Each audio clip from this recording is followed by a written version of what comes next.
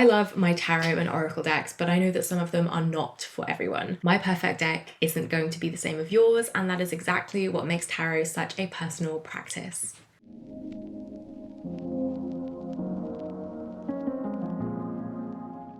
Hello everybody, it's Sylvie. Welcome or welcome back to Tarot Magpie. I hope you're doing all kinds of good today.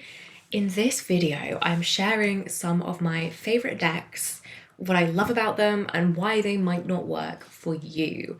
This is a bit of a VR to a video Cody made some months ago, which I will link below if you haven't seen it yet. Basically, I think this is a really fun concept. It's so easy to get caught up with the hype when a deck is getting a lot of love, especially here on TarotTube, over on Instagram. And I've definitely been burned by decks that I thought would work for me and then turned out not to, just because other people loved them. You can watch my decks I got rid of video for more on that. So today I've got 5 decks to talk about.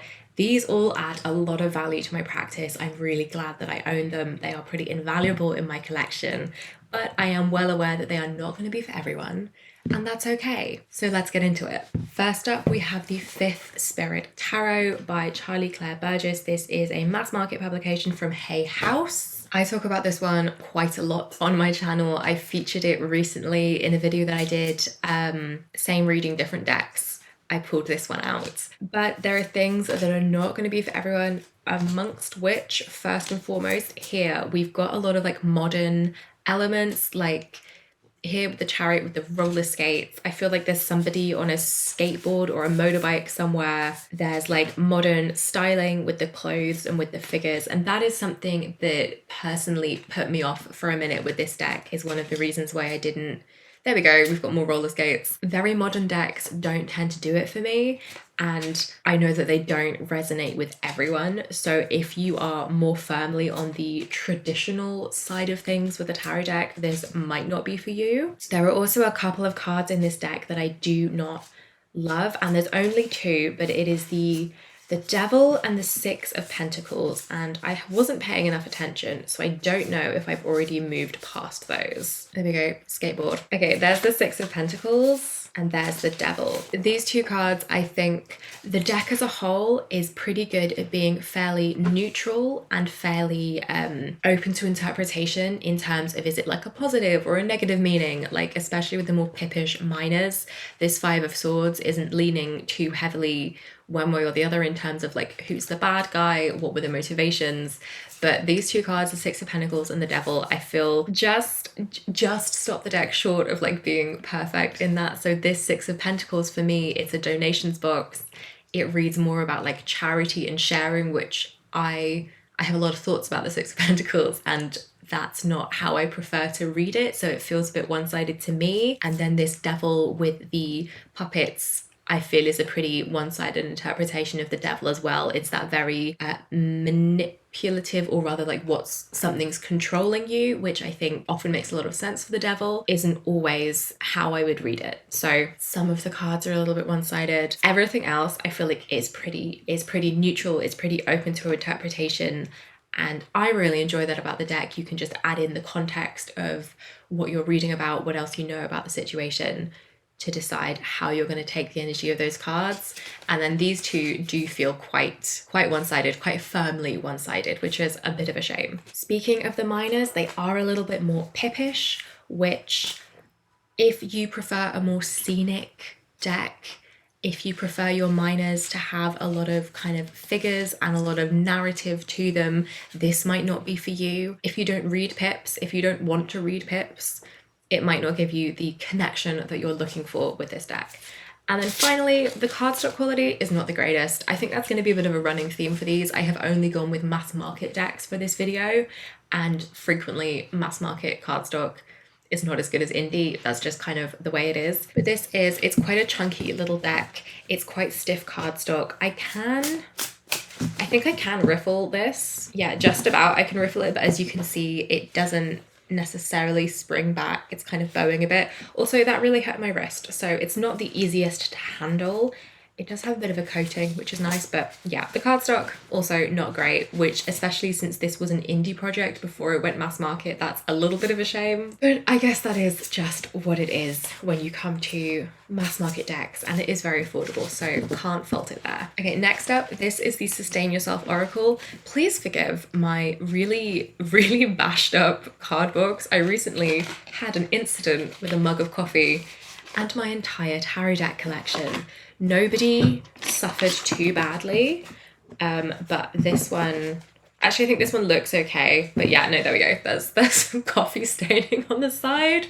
I was gutted. Everyone still functions, you know. Everything I can still use, I can still shuffle them, but this one did take a bit of a hit. Anywho, this is the Sustain Yourself Oracle. I rave about this all the time. I absolutely love this deck. It is one of my favorites in my collection. I adore it. I think the most obvious thing is going to be the aesthetic of this. It's kind of ugly.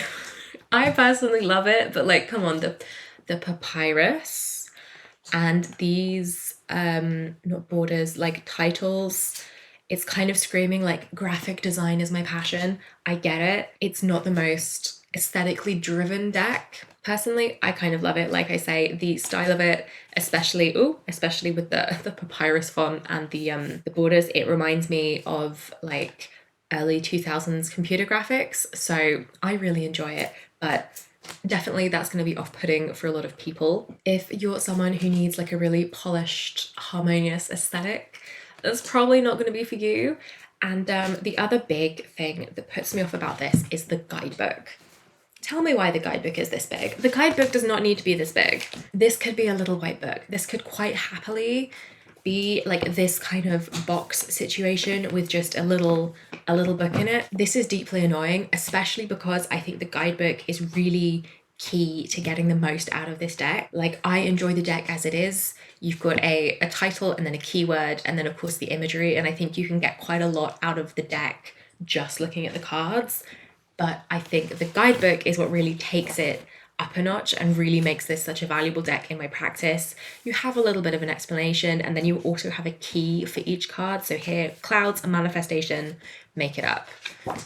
Ancestor, aging, do it better with age. Like, I think the guidebook is so valuable, but I never want to reach for it because it's bloody massive. This doesn't live with the deck. This lives somewhere else, and I'm always having to go and reach for it. It's annoying, and that might be off-putting to some. So the guidebook is a bit of an issue. The artwork, definitely a bit of an issue. I think you really have to want to love the theming of this deck to get a lot out of it, which is the whole point, but it's not going to be for everyone, and that's okay. All right, the Guardian of the Night Tarot. I'm going to talk about this next. I love this deck. It's a favorite in my collection, hands down. I don't think that comes as a surprise to anybody. This is another Hay House publication, so the cardstock kind of sucks. It's really hard to riffle. It's a struggle. And actually that was a point about the Sustain Yourself as well, because there's like 100 cards in there, so it's a bit of a chunk and a bit difficult to shuffle. I did these edges myself. It does not come like this. So this is the Guardian of the Night Tarot. It's a very beloved deck in my collection. The art style, again, I think is possibly going to be off-putting to some. It's quite soft and dreamy, and I know that's not going to be everyone's cup of tea. Initially, I wasn't sure if it was my cup of tea. I did learn to love it, but I think in the spirit of anti-consumerism, you shouldn't be buying decks hoping that you'll grow to love them. You should be buying decks that you're excited about and that you already enjoy the art style, you know? So some people, like myself, will love this. Others might find it a little bit too, I don't know, too something for their tastes.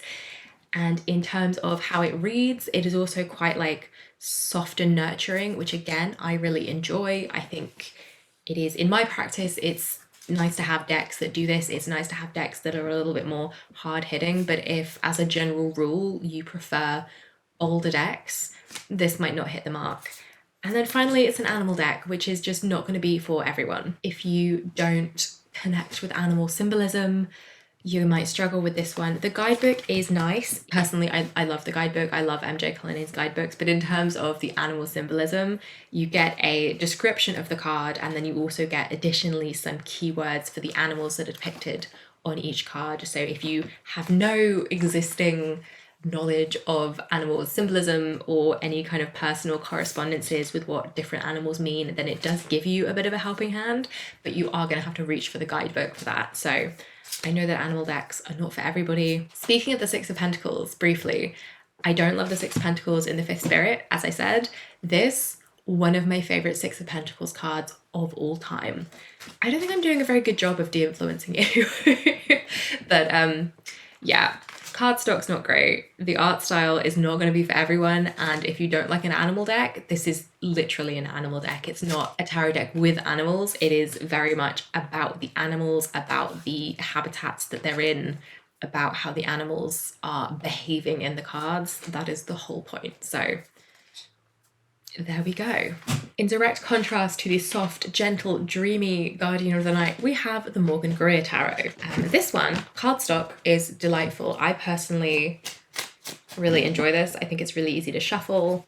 It's a good size. It's proper cardstock, so no complaints there. But this is a very kind of in-your-face, bold deck, which is what I love about it. But the Morgan Greer is intense. It's very up close and personal imagery in terms of the people. You don't have like the full scene. You tend to just have like quite an up close snapshot of the figures in a scene.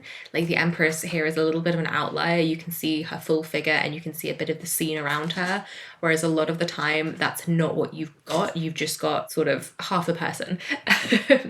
That can feel a bit confronting, and if you prefer a little bit more distance or a little bit more subtlety in your cards, this can feel a little bit overwhelming. And along with that, there is limited depiction of the scenery. So you do still have elements like you've got the water, you've got the ship and the Two of Pentacles.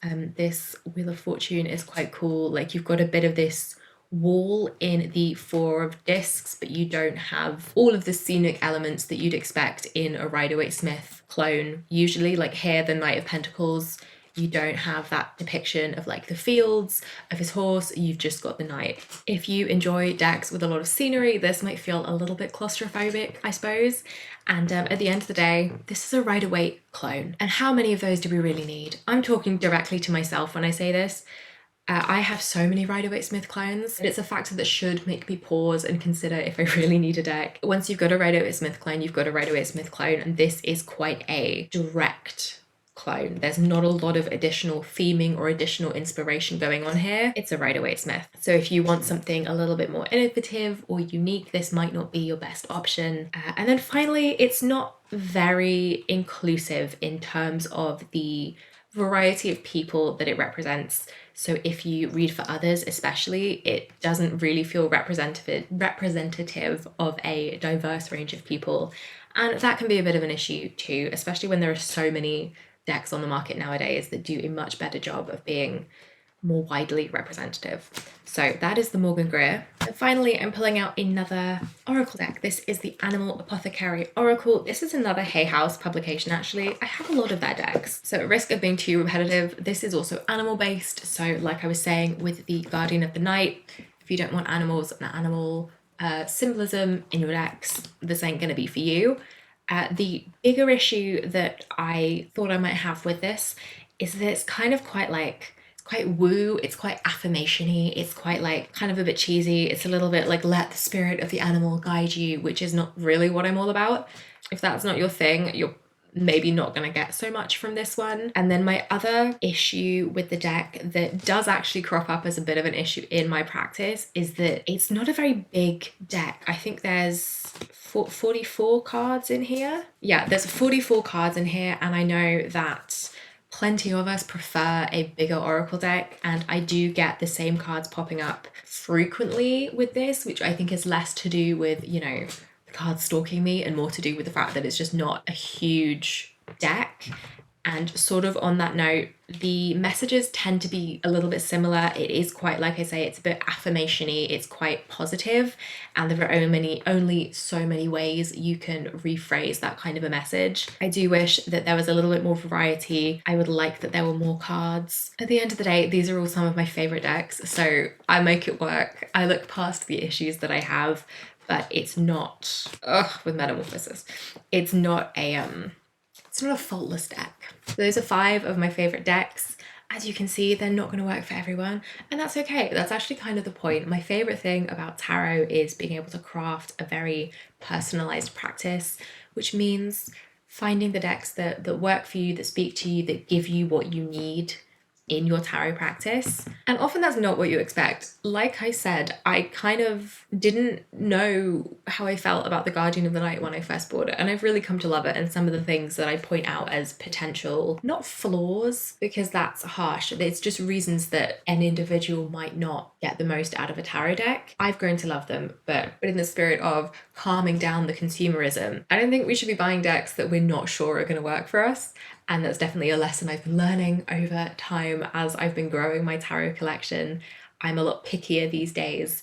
I'm very grateful that these worked out for me despite the various reasons that they might not have. There are so many decks on the market and we only have so much space in our homes and money to spend on decks and time to work with different decks. I think it's smart to be picky, and I hope that this video is like a little bit of a reality check, because I know I spend a lot of time raving about decks. I know I have quite a large tarot collection. I love having a large tarot collection, but it's certainly not an essential for a tarot practice. So that is everything I have to share with you today. I hope you've enjoyed. Let me know what you think.